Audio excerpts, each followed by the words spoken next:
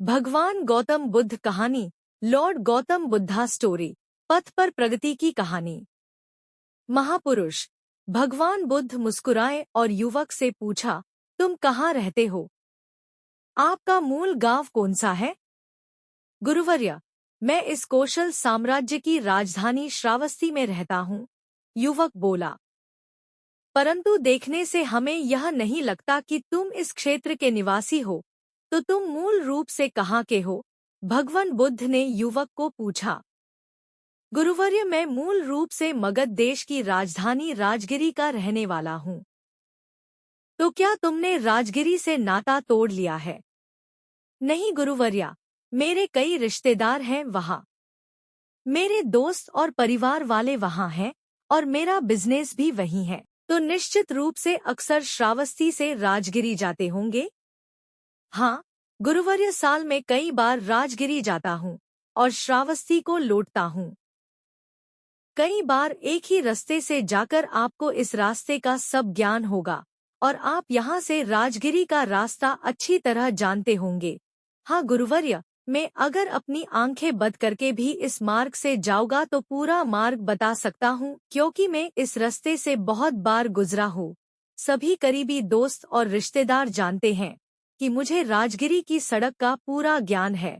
तब भगवान बुद्ध बोले कि जब ये लोग राजगिरी जाना चाहते हैं तो वे आपसे इस मार्ग के बारे में पूछते हैं। क्या तुम उनसे उस मार्ग के बारे में बातें छिपाते हो? क्यों साफ साफ रास्ता बताते हैं ताकि वे समझ सकें? क्या यह संभव है गुरुवर्या? मैं उसे स्पष्ट रूप से समझाता हूँ कि पूर्व की ओर चलना शुरू किया और गया पहुँचने के लिए आगे बढ़े, और यह भी कि आप बहुत ही सरल और समझने योग्य शब्दों में राजगिरी जाएंगे। मैं उन्हें स्पष्ट और सरल तरीके से मुझे जो कुछ पता है वो सब सच बताता हूँ। तो बताने के बाद सब लोग राजगिरी बहुत आसानी से पहुँचते होंगे। भगवान बुद्ध बोले, गुरुवर्य, कहना थोड़ा कठिन है।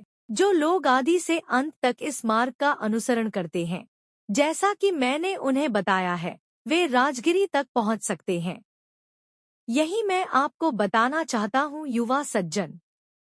मेरे पास बहुत से लोग आते हैं क्योंकि मैं यहाँ से निर्वाण को गया हूँ।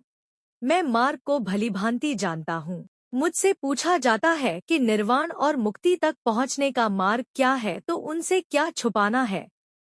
मैं उन्हें स्पष्ट रूप से कहता हूँ, यही तरीका है। अगर कोई सिर्फ अपना सिर हिलाता है और कहता है, बढ़िया, बहुत अच्छा, बहुत ही फायदेमंद तरीका, बहुत बढ़िया तरीका, लेकिन मैं उस पर एक कदम भी नहीं चलूंगा, इस पर चलने में परेशानी नहीं होगी, तो ऐसे लोग इस लक्ष्य को कैसे प्राप्त कर सकते हैं?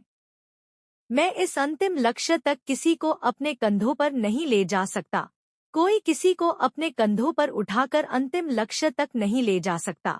बड़े प्रेम और करुणा से कोई कह सकता है, हाँ, यही मार्ग है और इस प्रकार मैं इस पथ पर चला, आप भी इस पथ पर चलिए। इसका पालन करें और आप निश्चित रूप से अंतिम लक्ष्य तक पहुंच जाएंगे। प्रत्येक मनुष्य को इस मार्ग पर स्वयं चलना चाहिए, एक कदम उठाना चाहिए। जो लोग इस रास्ते पर एक कदम बढ़ाते हैं, वे अपने लक्ष्य के एक कदम और करीब होते हैं। जो लोग इस रास्ते पर 100 कदम आगे बढ़ते हैं, वे लक्ष्य के 100 कदम करीब होते हैं। जो इस पूरे रास्ते पर चलते हैं, वे अंतिम लक्ष्य तक पहुंच जाते हैं। सबसे अहम बात यह है कि इस रास्ते पर आपको खुद चलना होगा। आपको किसी की कृपा नहीं मिल सकती। भगवान बुद्ध बोले, पीड़ा का स्रोत हमारे भीतर है, सबके भीतर है।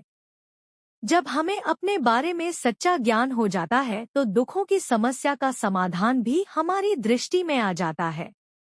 इसलिए सभी ऋषिमुनि हमें स्वयं को समझने की सलाह देते हैं। वास्तविकता यह है कि हमें अपने वास्तविक स्वरूप को समझने से शुरुआत करनी चाहिए, जिसके बिना हम कभी भी अपनी या दूसरों की समस्याओं का समाधान नहीं कर पाएंगे। लेकिन वास्तव में हम अपने बारे में कितना जानते हैं? हम में से प्रत्येक अपने स्वयं के महत्व अपनी विशिष्टता के प्रति आश्वस्त है। लेकिन यह आत्मज्ञान सतही है। आप वास्तव में अपने आप को बिल्कुल नहीं जानते हैं। भगवान बुद्ध ने अपनी प्रकृति का अध्ययन करके मानव अस्तित्व की खोज की। सभी पूर्वाभ्यासों को छोड़कर उन्होंने आत्मानुसंधान किया। अपने भीतर के सत्य को खोजो। तब उन्होंने महसूस किया कि हर कोई भौतिक है। जीव 5 भागों से बना है। उनमें से 4 मानसिक और 1 भौतिक पदार्थ, रूप, है। पहले हम भौतिक पक्ष से शुरू करते हैं। यह हमारा एक बहुत ही स्वाभाविक और मूर्त हिस्सा है। यह किसी भी इंद्रिय अंगों को त्वरित धारणा प्रदान करता है। सुख के पद के अंतिम लक्ष्य की ओर खुद को ही उस पथ पर चलना होगा। आपको यह कहानी कैसी लगी कमेंट करके बताएं। धन्यवाद।